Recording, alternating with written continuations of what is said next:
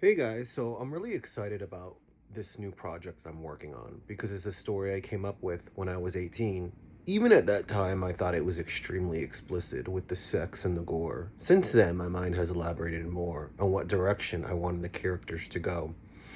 I wasn't sure if I wanted to put myself out there then as a writer. I guess I wasn't confident enough. But now I'm seeing it as a challenge, and it's so daring. Removing the disturb sign is actually a mixture of two things that I created: a poem and that story that was never written.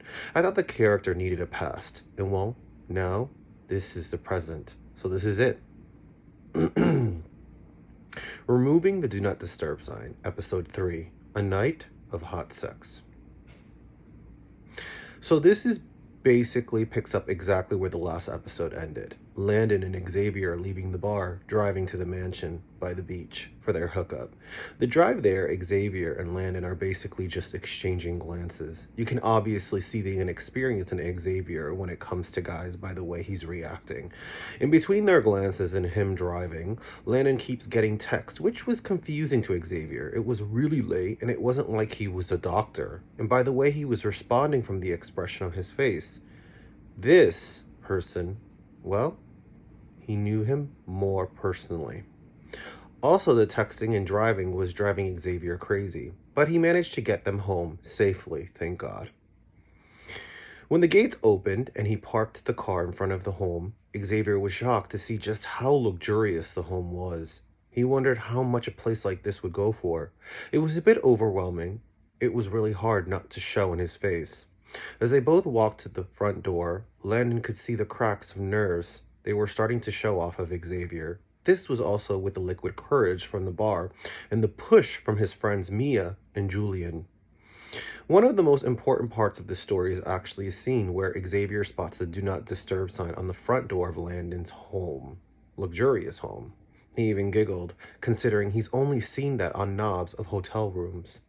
Xavier says, "That's interesting," and Landon looks back at him saying, "Well, consider yourself trustworthy."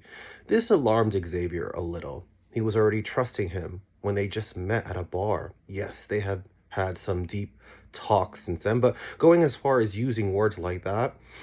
Also, the minute Landon opened the door, there was another little red flag.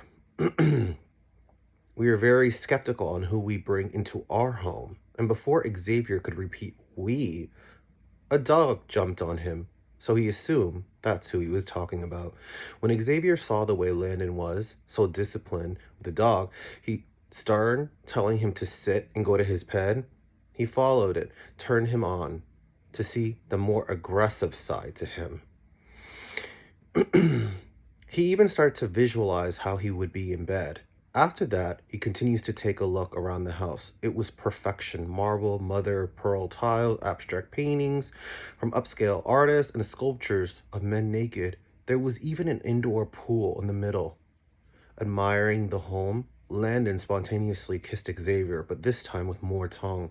This is when his nerves started to increase. Maybe Landon was expecting more of him sexually than he could give, especially since he was a virgin. So he decided to come clean and tell him the truth. He felt embarrassed. Landon was a bit shocked, but said he could work with that.